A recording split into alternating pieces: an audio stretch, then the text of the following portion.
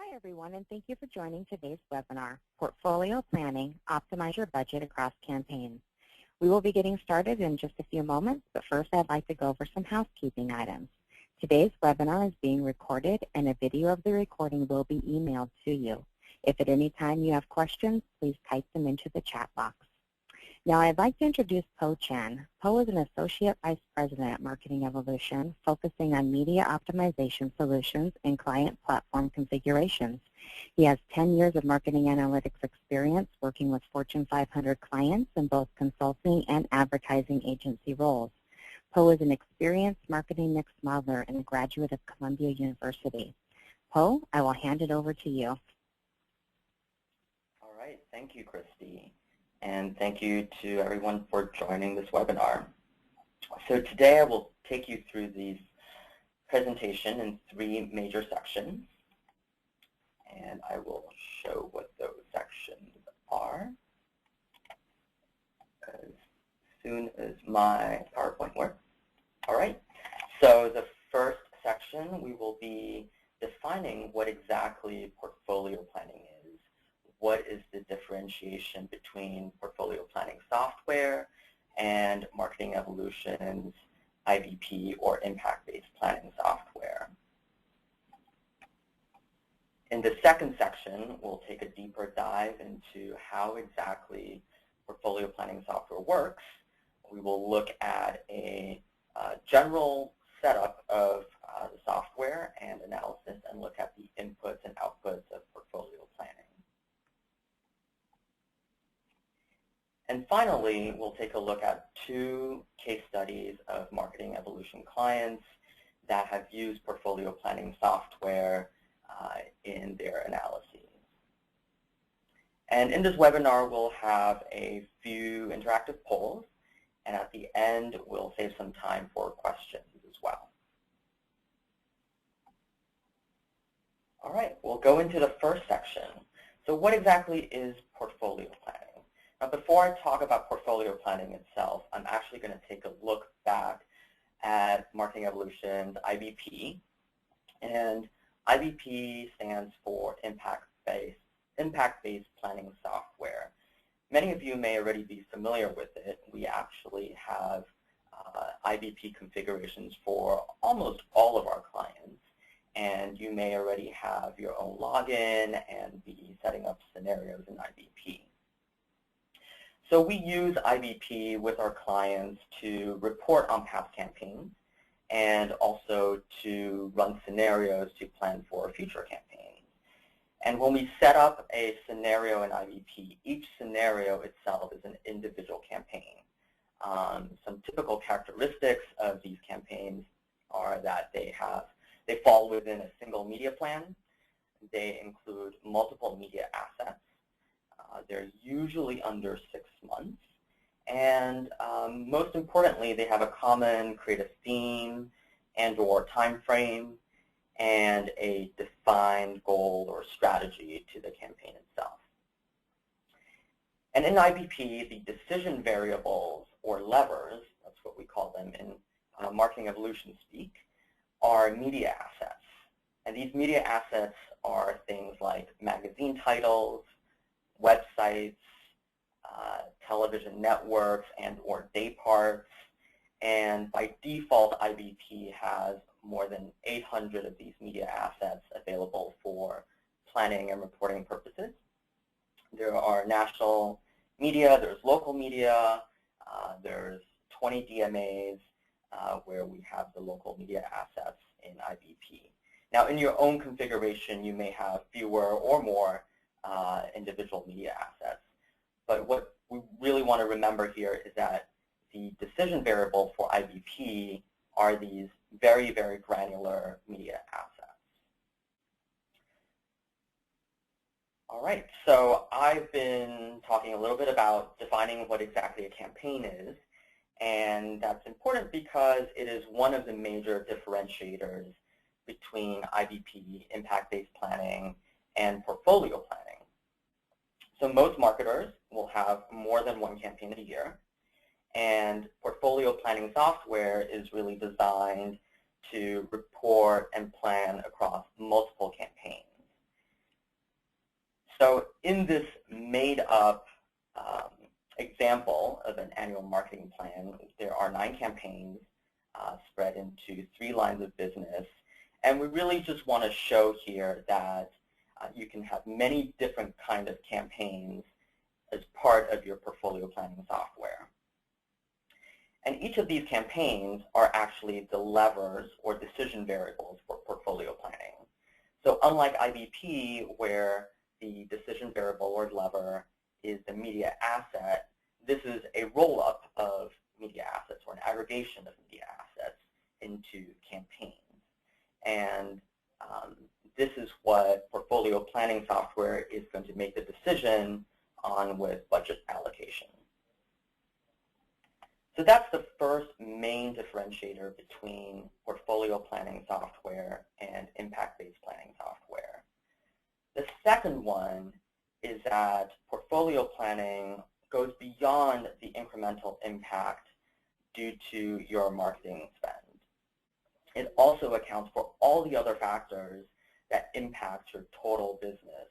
And so it gives you a complete view of your entire business that IBP does not necessarily do. So for example, you can use portfolio planning to project total sales and not just the portion due to your marketing plan. So those are the 2 major differentiators. One is that the levers or decision variables are campaigns, and the second is that portfolio planning also accounts for all the other factors that drive your business. So how do they work together? Well, portfolio planning software is used in conjunction with IBP, although they are separate pieces of software at this point. And here we have an illustration of what that workflow might look like. So suppose you're a marketer with a $30 million budget, and you're trying to decide how to spend it among 3 different campaigns. So you would approach portfolio planning software with that $30 million budget, and your scenario that you're creating has 3 campaigns in it. And it also has the other non-incremental factors that I mentioned before. So portfolio planning software will help you make that decision. The optimization decision is the allocation by campaign. And in this illustration, campaign 1 will get 15 million, campaign 2 gets 5 million, and campaign 3 gets 10 million. And that's how portfolio wants to split that budget up. And typically, you would look at it and see if it meets your sales goals, if that spend meets your sales goals. Portfolio is going to try to maximize your ROI, but you can also use those answers to inform your total marketing budget in general. So whether you need to have more marketing budget, you want to decrease your marketing budget and spend the money somewhere else, those are all decisions that can be informed by portfolio planning software. So the campaign variable or lever is the decision variable for portfolio planning, again. And how you would use IBP in conjunction with portfolio planning is that you would then take each campaign and its budget allocation and use it in IBP. You would set up a scenario for each of these campaigns. So if you have 3 campaigns, you would set up 3 different scenarios. And for those scenarios, you would plug in the campaign budget as your total available budget. And you would optimize your campaign budget among the media assets that are in your campaign plan. So that's typically how the workflow would go between portfolio planning and IBP. And if you look at this with a pyramid sort of view, you can imagine that portfolio planning sits just sort of a step above impact-based planning or IBP. All right. So before we get into how does it actually work and what does the setup look like, we have a poll. And this poll is how many campaigns are in your typical annual marketing plan in a year, annual marketing plan. So there are 4 choices, and I'm going to open up the poll right now. And you should see on your screens a place to fill in the polls. Hold on just a second. I'm going to launch it. Okay. And I'll give you all a few seconds to enter in your answers, and then I will share the percentages.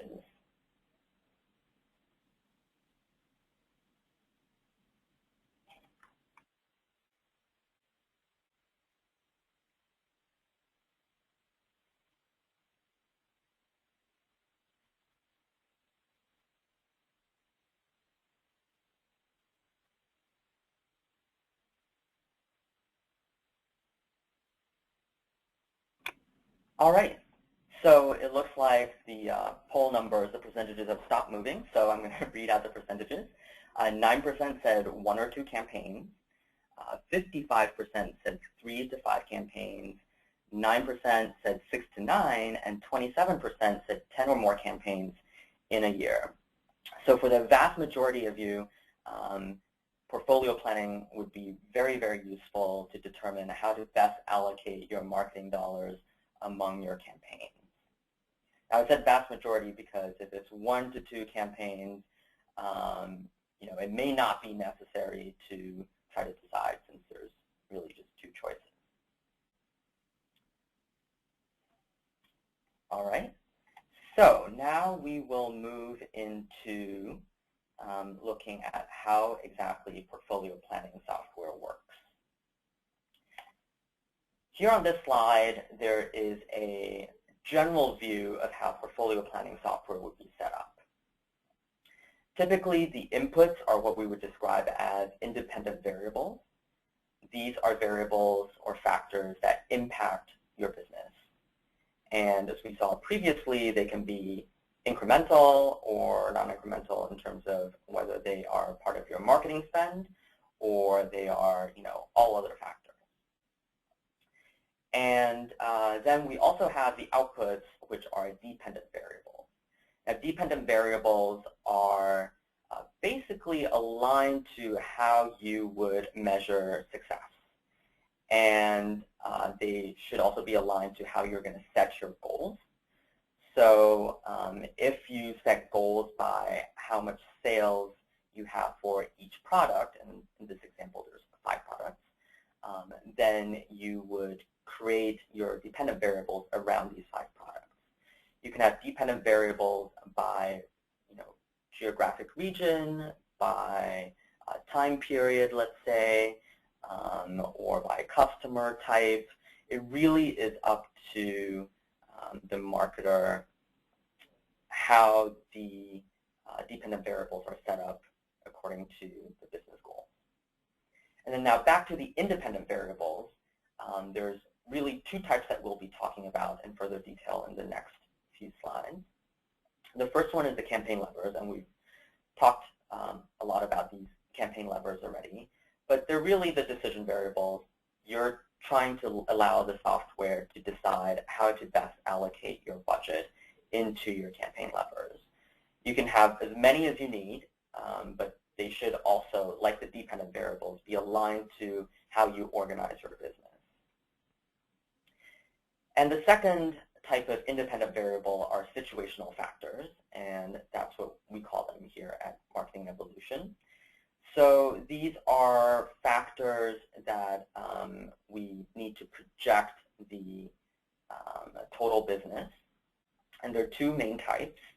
There are controllable factors and uncontrollable factors, and these are fairly self-explanatory. Controllable ones are factors that the marketer has control over, so they can be things like pricing, and we'll go into more detail in a few slides.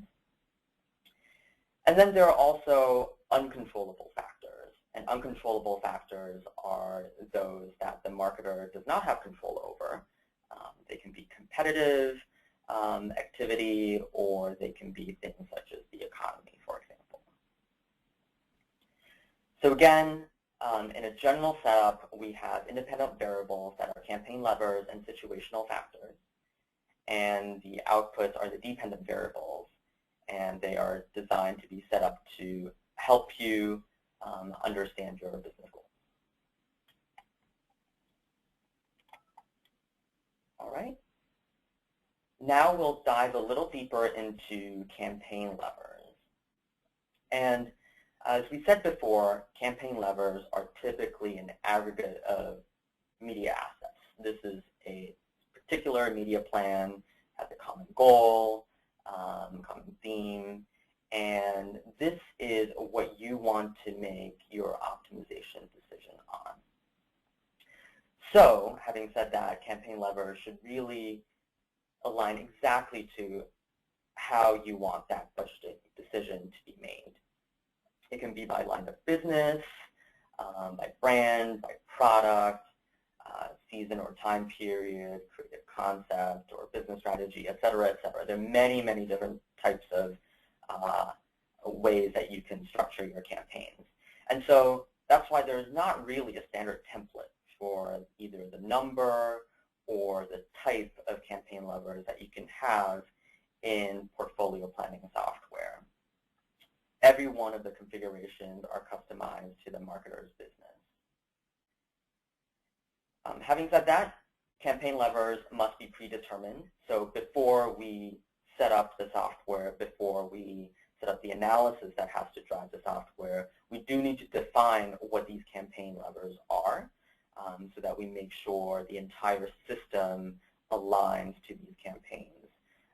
After campaign levers have been determined, it is pretty hard to change them after the fact, because the entire analysis will have been structured around these definitions already. Campaign levers can also have indirect effects on dependent variables. And what we mean by that is, for example, if you have a campaign focused on one product, let's say it's soap, and you run that campaign in the marketplace, there may be an effect from that soap campaign on, let's say, toothbrushes as well. And that's sort of a strange example, but let's say that it exists. That would be called an indirect effect. So you're advertising for one product, but it also has an effect on another product.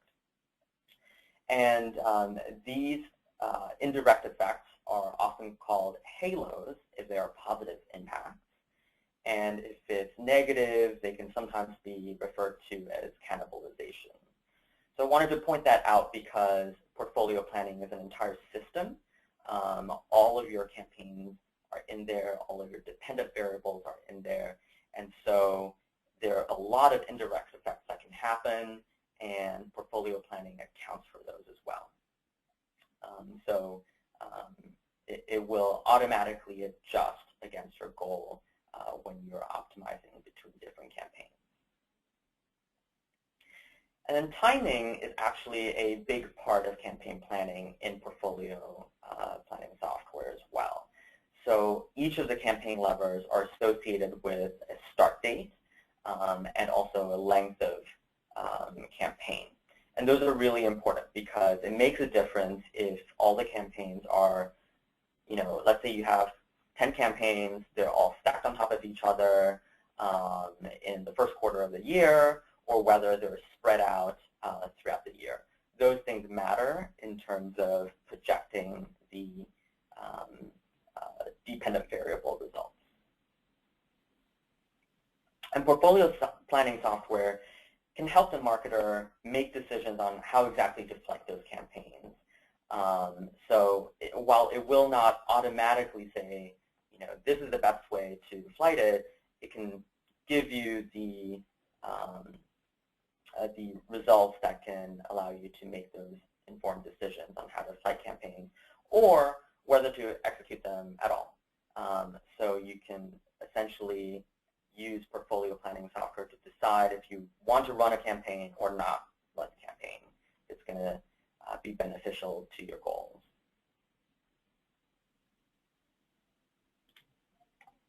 All right, so those are campaign levers. Now we'll get into a deeper dive of situational factors. So situational factors are usually constant sources of impact on your business. although they don't have to be, but they usually are. And as we saw previously, they can be split into controllable or uncontrollable factors. Now, they're usually constant sources of impact because they're typically not optional. You can't really decide whether you want to have a situational factor or not, unlike campaigns that can be turned on and off or moved around. Situational factors must change over time to be measurable. So in the analyses that we would run to fuel portfolio planning, if the situational factor does not change over time, then we would not be able to project, how sales would change if that factor changed. So let's say the marketer is a cell phone service provider, and they have cell phone towers, and it has not changed in 5 years, which is kind of ludicrous. But let's say that's the case, and we then have a question of, well, what would happen if we added 10% more cell phone towers? So that's an answer in that case that we would not be able to answer because we have not seen the number of cell phone towers change over the past 5 years, or whatever period that we measured. We measured marketing effectiveness for. Now, if cell phone towers had changed over that time and had some variation to it, then we would be able to measure, and we would be able to report and project how the number of additional cell phone towers would impact the business. And these situational factors, we do need to put in an assumption for them for portfolio planning software to project into the future. So what the software will not do is estimate what these assumptions will be. It's really up to the user to put in assumptions into the software. They can be informed based on how the factor has changed over time in the past. So let's say with cell phone towers, it has increased by 5% every single year. So you could put in an assumption for another 5% increase because that's been the historical pattern. If you know that you're going to do a 10% increase, then you would put in a 10% increase. Or you can just make it stay the same over time. But you want to put in your best assumption for that factor. Now, this comes into play especially for the uncontrollable factors, because you may not know how your competitor might behave in the next year, for example. But it is necessary to put in assumptions into portfolio to be able to project the total impact on your business. So some examples of what these factors might be. Controllable factors, like I said before, are factors that are within a marketer's control. Things like price, discounts or promotions, and those are often tied with pricing. Distribution or inventory of your product, or number of stores, for example, or cell phone towers might be another version of distribution. And sometimes there's other advertising spend as well. Let's say you have a bucket of spend, particularly on a fixed budget on, I don't know, let's say a sponsorship that you have to do, you're committed to it, and it's not something that you would optimize on. So those can be factors that are part of the controllable factors, and there can be many more than this. This is just a snapshot of some examples, some common examples. Some common uncontrollable factors, which are, of course, outside of the marketer's control, are economic factors. So things like unemployment or consumer confidence index, those are examples of how the economy is doing in general. Competitor activity is another uncontrollable factor. They can be anything from pricing, discounts, distribution, and advertising, and any type of competitor activity can fall within this category, and you can have multiple independent variables within competitor activity. Seasonality is a big driver often of uncontrollable factors, and this can move with specific holidays or specific seasons. If you're in the ice cream business, you will probably have a huge seasonal effect for consumption, but that can also change by different geographic regions, so that can be taken into account. And weather is sort of part of, sometimes part of seasonality, but you also could have businesses that are affected by rain or snow more than other businesses. And then there are also one-time events. These are things like, they could be natural disasters, or they could be things that are more positive than natural disasters. And these are, sometimes out of your control and have an impact on the business that you wouldn't be able to project into the future. So those are just some examples of uncontrollable factors that have an impact on your business. And portfolio planning, we look at both your controllable and your uncontrollable and account for them in terms of projecting your overall business impact. And we talked about indirect effects for campaign levers. Now, situational factors can also have direct or indirect effects. Often they will have impact on all dependent variables. So something like, let's say, gas prices, for example, may have an effect on all your dependent variables. And in that case, we wouldn't really classify it as direct or indirect. But if you have pricing variables, for example, on specific products, that could have potentially an indirect effect on other dependent variables as well. So that does come into play here with situational factors. All right. Next, we have another poll. And this one is, which situational factor do you think affects your business the most, other than seasonality? I took seasonality out because it is often a major driver of all businesses. So of these four macroeconomic factors, pricing, competitive activity, or other, which one do you think affects your business the most? And now I will open up that poll. And also wait a few seconds to see what the results are.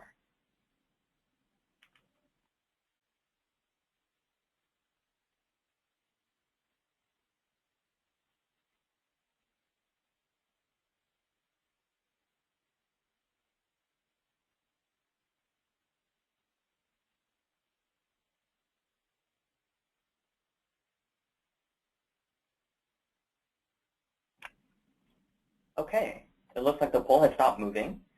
So 29% said macroeconomic factors, 43% said pricing, and 29% said competitor activity. And actually 0% said other. So that gives an idea of what people think affects their business the most. And of course, we can measure that for you with portfolio planning. There's no real right answer here. It really depends on the business. Some are very affected by one of these versus others.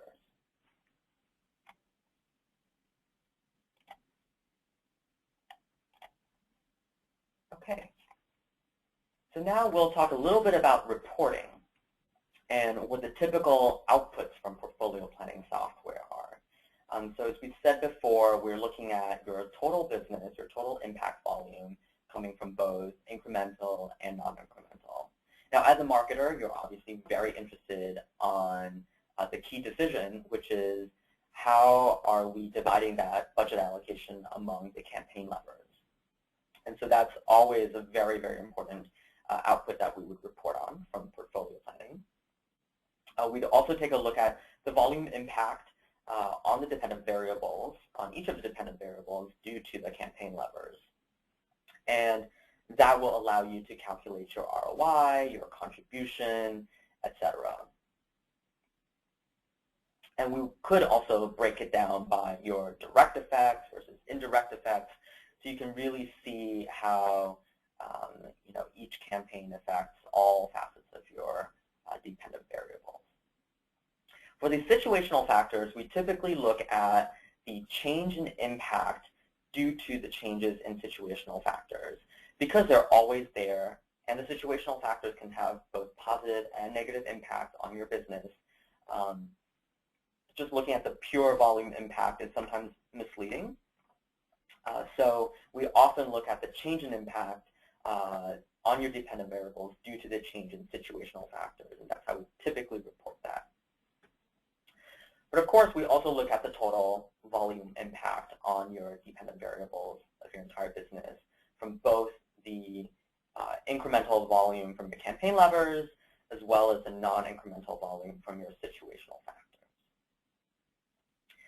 There are other things that can come out of portfolio planning and the analyses that drive portfolio planning, but these are the major outputs that we would typically report on.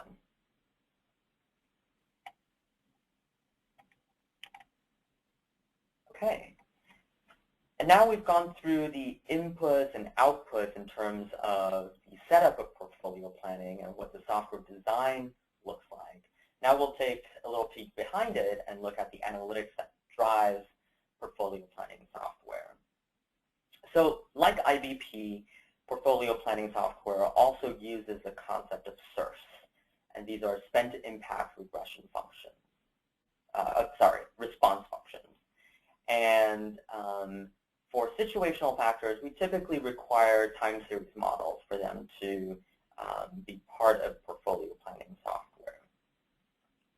So SIRFs are basically functions, response functions that tell you if you spend X amount, then your impact is X number.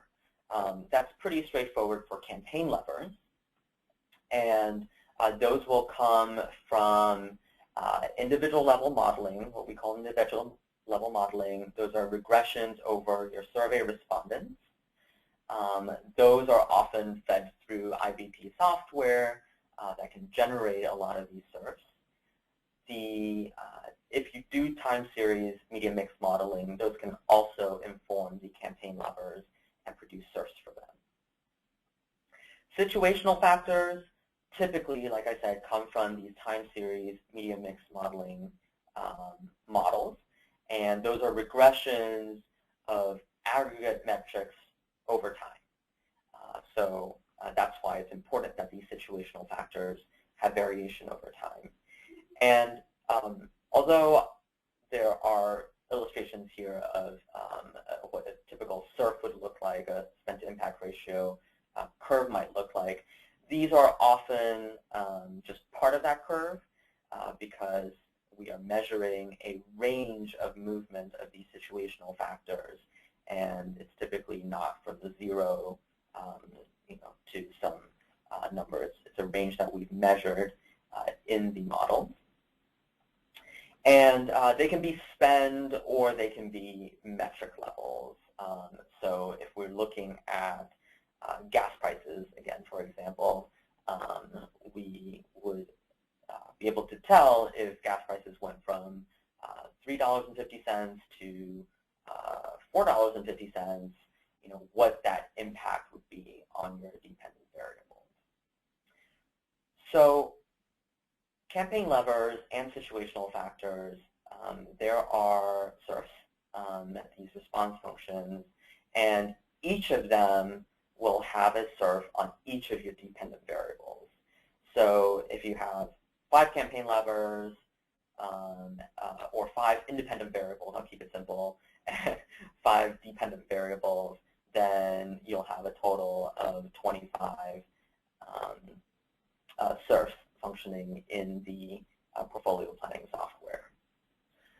So as you can tell, these would multiply a lot when you have many more campaign levers and many more dependent variables and also situational factors. All of these response functions are fed through an optimization engine. It's much like the optimization engine in our impact-based planning software. And then it will give a response for each of the dependent variables. So depending on how those are set up, you could potentially get, in this case, 5 products. You would get the sales metric on all 5 products, and you can tell, where they came from, which campaigns, and which situational factors are driving the impact of each dependent variable. So the modeling and analytics behind it, we want to have individual level modeling on survey respondents. We want IVP software and also time series medium mix modeling to fuel the situational factors in portfolio planning software. Okay, so poll number 3, and this is actually the last poll. So this one is whether or not you use time series marketing mix modeling analysis to measure marketing effectiveness on your business. And I will open up this poll right now and also wait a few seconds.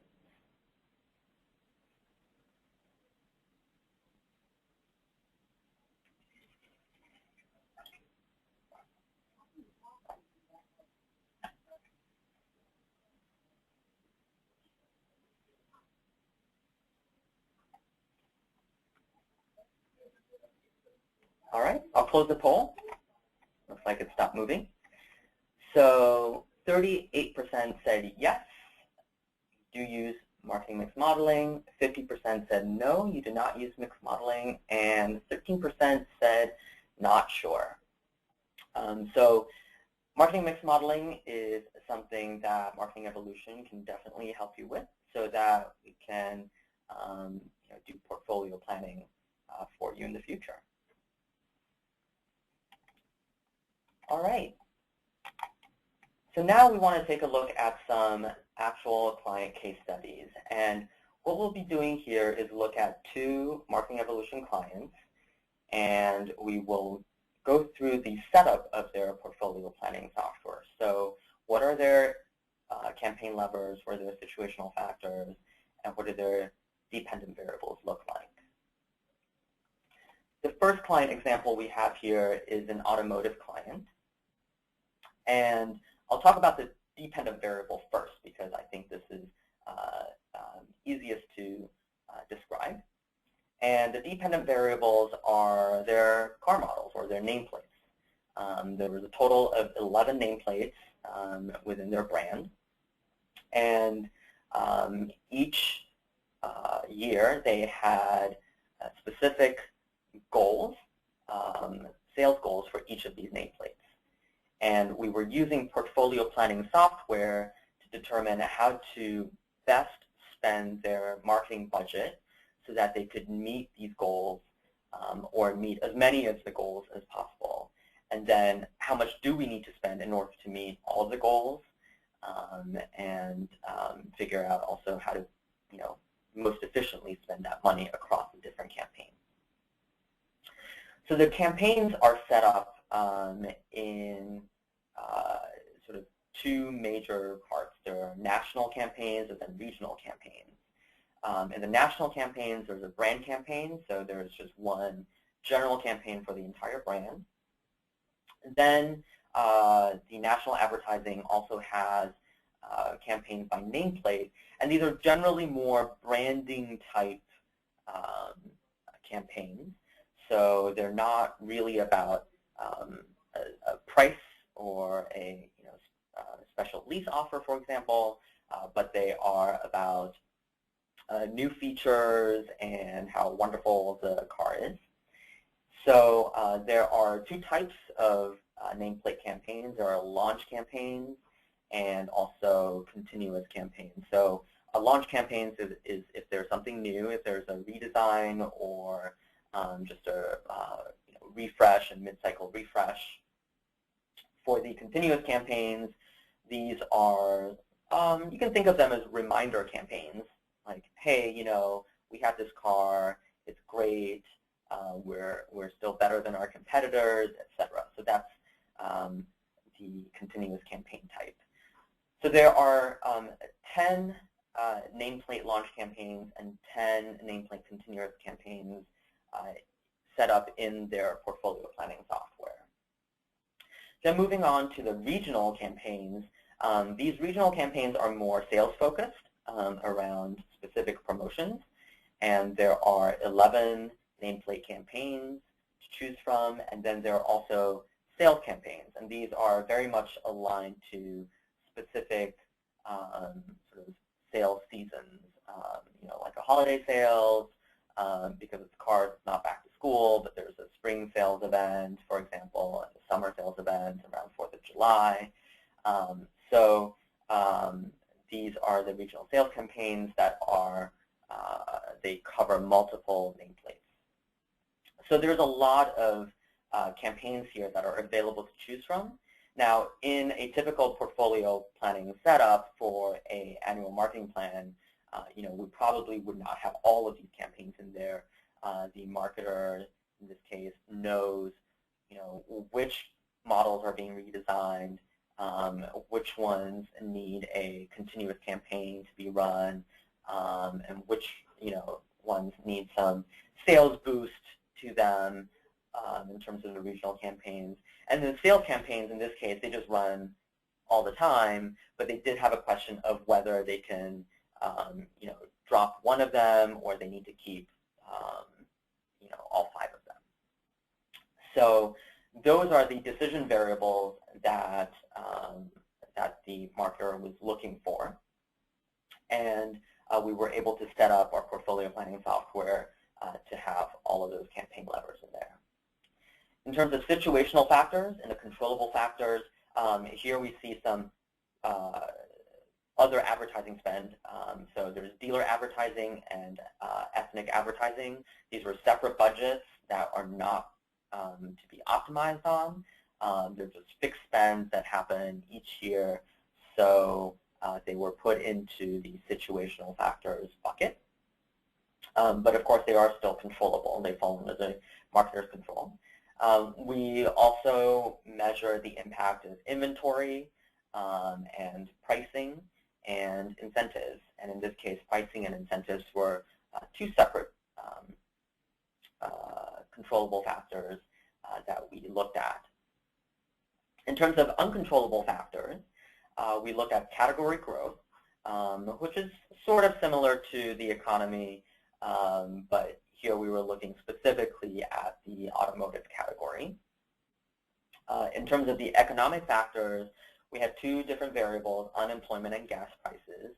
Not all of them affected each and every dependent variable, so not every nameplate was affected by gas prices, for example. And there were also nameplates that were affected differently by gas prices. So a large truck, the sales would be negatively impacted if gas prices went up.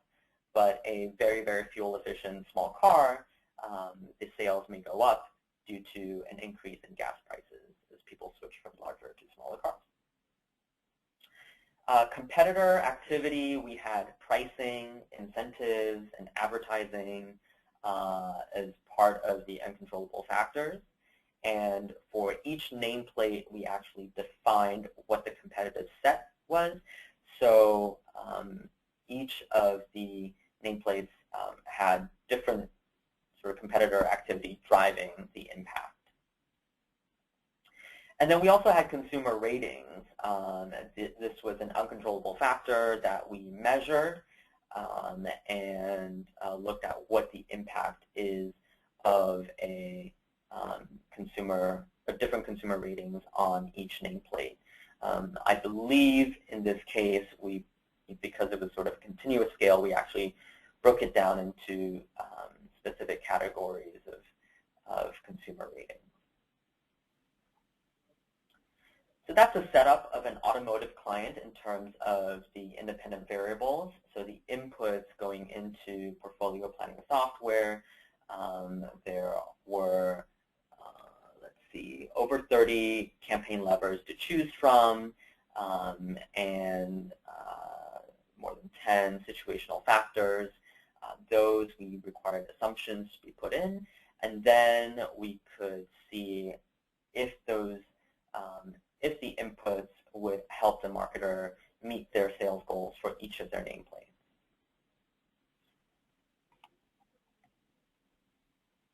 All right. In this second example, we switched to a different industry, and this is the telecom industry, and we're looking at a consumer services client. And I'll talk a little bit about dependent variables first again. So dependent variables in this case is split up more than just products. So not only are there 3 product types, but there are also 3 different types of customers. You can think of them as new customers, existing customers, and the last category, maybe we can think of them as unhappy customers. And so we want to see what impact marketing has on each of those product and customer types. In this case, this client specifically was a regional client, meaning that their business was divided among different geographic regions. And so the optimization and portfolio planning software was set up to report on different regions as well. So regions is actually another factor in the dependent variables here. So in terms of the independent variables, in campaign levers, there were actually almost 300 campaign levers that we were considering. And this is a great deal more than the previous client that we were looking at. As I said, we have different geographic regions, so the campaigns are executed within 7 different regions. The campaigns are also divided by quarters. In this case, the campaigns are always just aligned to a particular time period. And we were looking at 2 years worth of projections. So in this case, there were 8 quarters. Obviously, if we were looking at 1 year, it would be 4 quarters. In terms of how the campaign was split up, there was also English versus Spanish. So there's a language split in the campaign. And we also looked at campaign budget by advertising versus direct media. So we looked at, mass advertising like TV, radio, digital. That fell into the advertising bucket. And then for direct media, there was direct mail, email, and what we called shared mail. And then there's another split, which is messaging strategy. And these strategies, in general, align to the customer type, but they were focused on getting new customers, focused on retaining current customers, and also competitive messaging as well. So there were just under 300 total campaign levers that were set up for this portfolio planning software. In terms of situational factors, in this case there were fewer than in the automotive client. And in controllable factors, we had discounts. These were by different products, of course. And also other advertising played a role here. We were looking at the consumer side of the business, but there was also B2B. And B2B had advertising spend as well, but that was not optimized in this case. We were not looking to figure out how much to spend there, so it was a controllable factor that we accounted for in portfolio planning. The uncontrollable factors were consumer confidence index. That was the main economic driver. And we also had competitor advertising and competitor discounts as part of the uncontrollable factors here for this client. So we had, in summary, 296 campaign levers, and we have 5 situational factors that went into the portfolio planning software. These were funneling 9 different dependent variables across 7 different regions, 8 different quarters. So if you do the math, there is just thousands and thousands of serfs that are actually operating in the background to drive the portfolio planning software.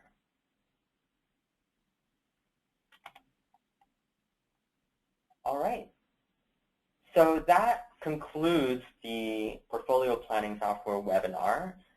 We walked through what exactly portfolio planning is and how it works, and looked at the basic setup of inputs and outputs. And then finally, we looked at the 2 case studies of our clients. And now we'll open up the discussion for some questions.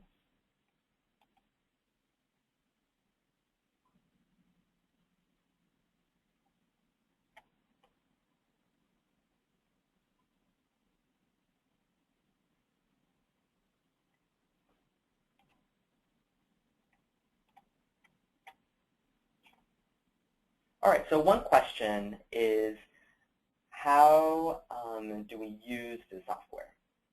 And this software, we use it, internally on behalf of our clients. The reason is, of course, that it is fully customized around the marketer's particular business. So the levers, the situational factors, the dependent variables, all change between the different clients, as you saw from the 2 case studies here. And so it is,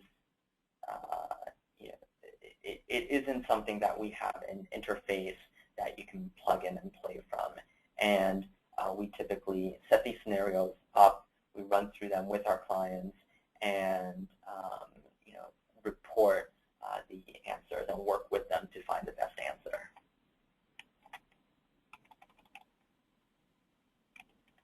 Okay, there is also another question here. Sorry, I'm having a hard time reading these questions because they're in a very, very small box. How can you include non-media marketing levers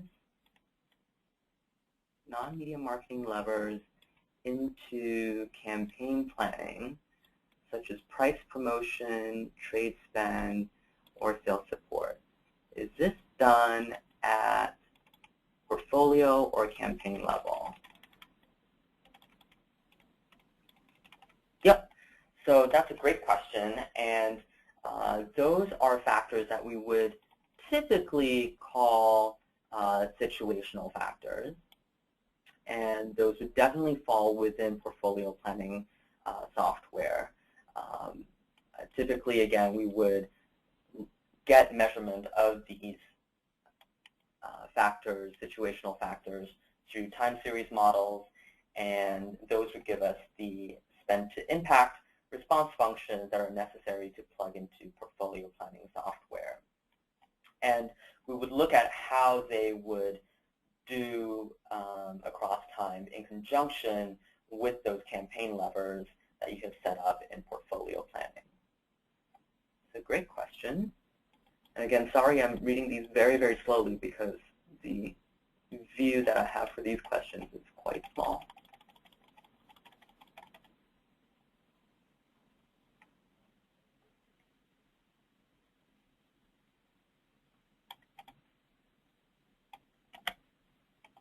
All right.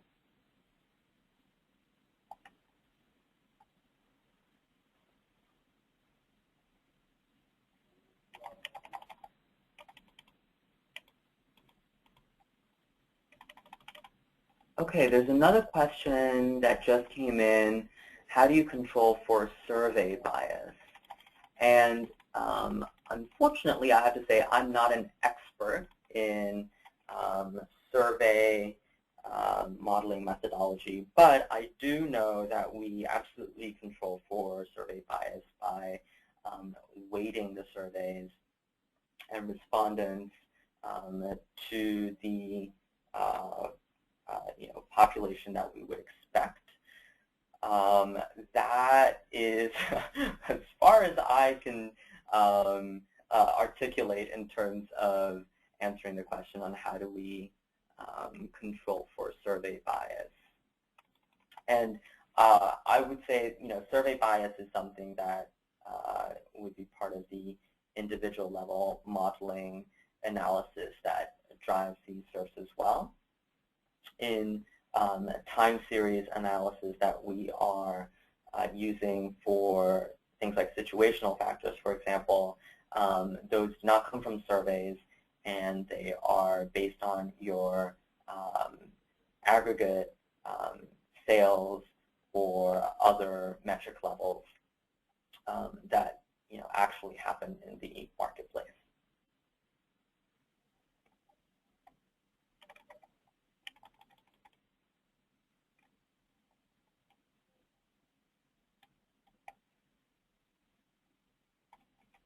Any other questions?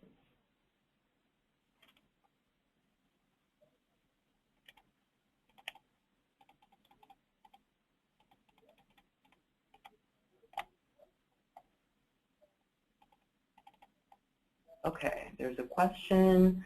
How can you do the budget allocation across campaigns independently of how a budget is used at the next stage in planning?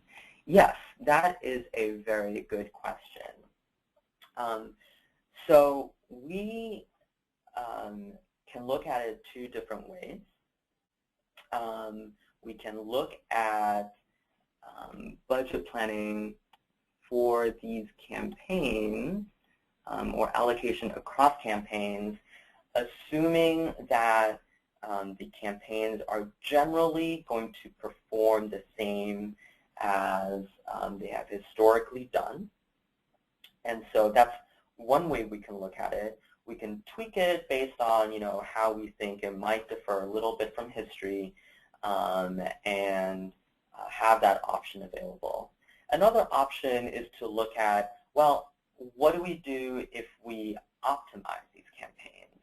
And so we can also look at SERFs for each of these campaigns and try to allocate among campaigns based on how we think the marketer would be spending within each campaign. And so that's why IBP would come in really helpful and work in conjunction with portfolio planning. IBP would allow us to plan that next stage and create a SERF for that campaign based on how we potentially would execute the campaign at that next level or the granular level of planning. So that's an excellent question, and often we do look at the trade-offs between sort of the ideal scenario versus a more realistic scenario, and certainly that informs the analysis. Okay, we're running just up against time, and there's one last question here. Do these surveys go to a consistent survey panel or a random group each month? I would again say that I do not have enough expertise to answer that question. I know that we work with survey panel providers, but I'm not sure if it's the same people each month or a different group each month. I do believe that most of the time it is a different group, and when we do reach the same group, we often call it recontact. So I am going to say that in general, it is a different group of people that we survey each month throughout a campaign. Okay, so that concludes our webinar. We are just a few minutes over our time, and I thank you again for joining this webinar on portfolio planning. And if you have any questions, we would love to hear from you. Thank you.